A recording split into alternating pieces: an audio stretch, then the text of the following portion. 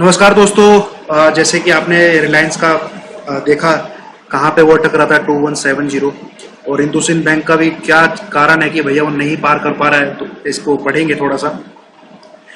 इससे पहले देखिए मैंने जो फ्राइडे को वीडियो बनाई थी उसमें मैं रिलायंस के बारे में क्या कह रहा हूँ, सुनिए एक बार। एक दो महीने इसके पास है कि इसी रेंज में गेम खेल सकता है अपना। तो अभी जो मुझे इसमें तेजी दिख रही है वो इसको कम से कम 2170 तक लेके जा सकती है। 2170 पे आके आपको एक बार जरूर देखना है। ये थोड़ा डिटेल एनालिसिस है बिजली चार्ट पे। वहां पे फिर इसमें अगर ये इसको ब्रेक कर देता है तो ये डब्ल्यू पैटर्न तब बनेगा जब ये 2170 को ब्रेक कर देता है। यही मैं आज उस पे अपने टेलीग्राम ग्रुप में भी मैंने आपको मैसेज डाला क्यों ये 2170 इतना इंपॉर्टेंट है। ये दोस्तों इसका वीकली चार्ट है। वीकली चार्ट पे अगर आप करेक्शन पैटर्न को देखना सीख गए या इम्पल्स जो होती हैं उनको देखना सीख गए तो आपको एक कन्विक्शन और कॉन्फिडेंस आ जाएगा अपने ट्रेड के ऊपर।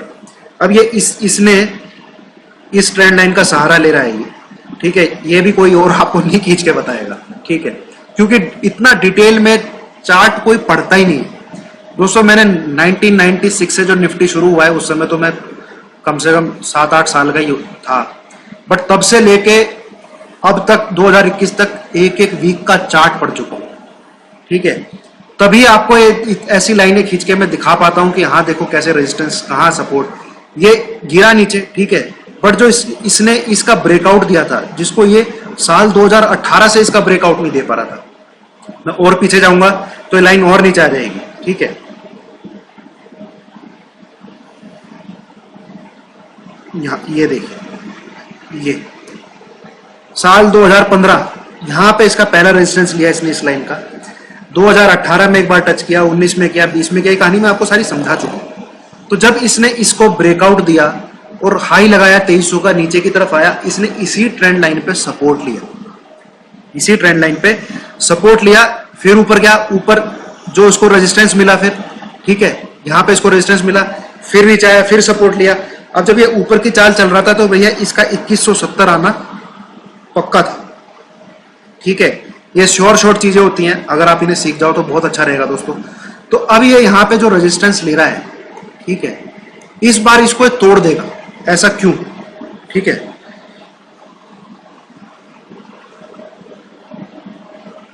ये देखिए आप, जो मुझे उम्मीद है नहीं तोड़ता है, नीचे की तरफ आएगा, यहां टैग करेगा, फिर ऊपर की तरफ जाएगा तो टाइम ही और ज्यादा लग जाएगा इसको आप देखेंगे ये जो रेड कलर की लाइन है ये इसका 10 EM है और ये क्या कहते हैं ग्रीन कलर की लाइन है ये इसका 20 EM है। ये ऊपर की तरफ है, ये नीचे की तरफ है। अभी आपने जांच यही लेनी है, जब ये तीसरी बार इसको टक्कर मारने आया है, ठीक है, तो इसको आप 217080, यही एक 10 पॉइंट का जोन है दोस्तों। इतनी करेक्ट लाइन कोई नहीं खींच सकता था। आज जब मैं इसको खींच रहा हूं तो ये कम से कम, खैर इसको टैग करेंगे तो कितनी आ रही है, 2170 के लगभग ही आ रही है। तो जिस दिन इसकी आप ये 10 पॉइंट का जोन ले लें, 2170 से लेके 2180, जिस दिन 2180 के ऊपर क्लोज दे दे, जिस दिन 2180 के ऊपर रिलायंस क्लोज दे दे या टिक जाए वहां पे आधा पौना घंटा, आपको ट्रेड लेना है इस पैटर्न के लिए।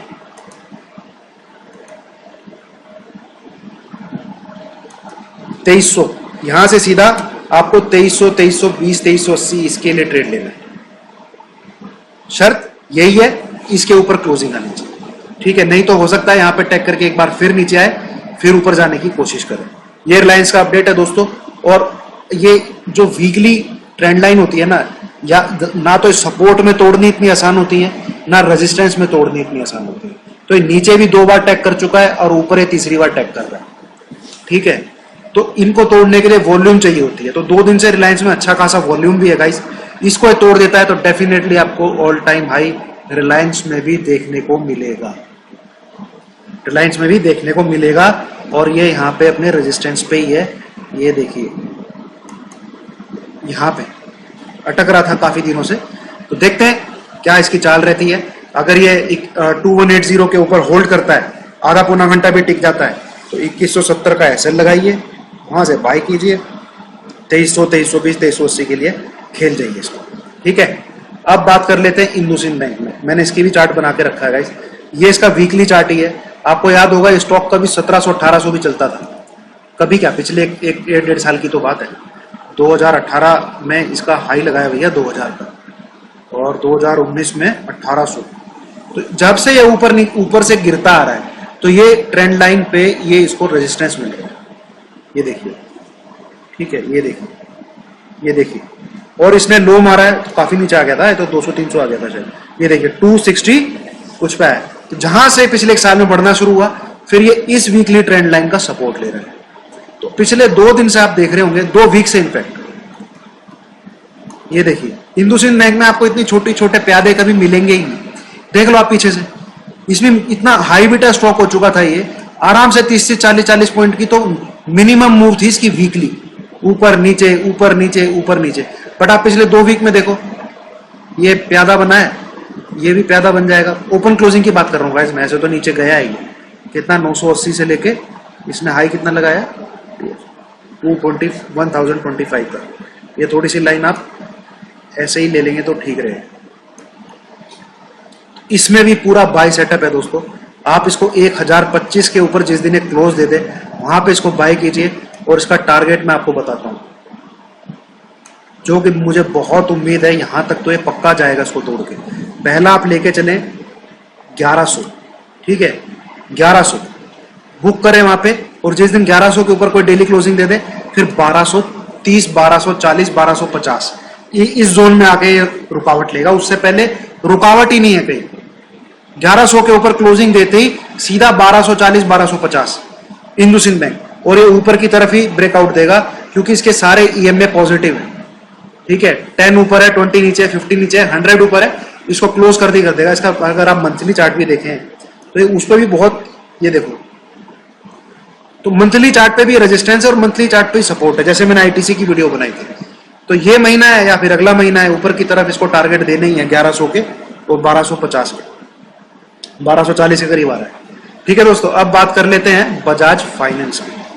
बजाज फाइनेंस के डेली चार्ट पे एक बहुत हेड एंड शोल्डर का, इनवर्स हेड एंड शोल्डर का पैटर्न बनता हुआ दिख रहा है गाइस। ये मेरी शायद कल नजर में आया था, ये देखेंगे आप, ये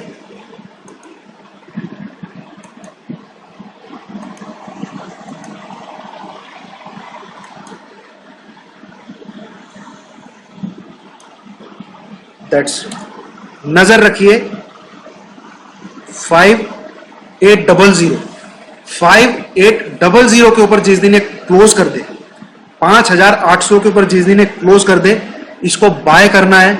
और इस पैटर्न के हिसाब से इसका टारगेट आ रहा है 5800, यहाँ लोग कितना, 4400, अरे भैया 7200, ठीक है, 7200 इस पैटर्न के हिसाब से बजाज फाइनेंस का टारगेट आ रहा है। तो सबसे पहले इतना लंबा खेल, जो इसका शोल्डर होता है ना गाइस, आप सबसे पहले टारगेट वहां लेके चले। तो शोल्डर इसका 600 पॉइंट, यहां से 6400, तो 6400 आपका पहला टारगेट रहेगा, और 6800 आपका दूसरा टारगेट रहेगा, और 7200 आपका तीसरा टारगेट है।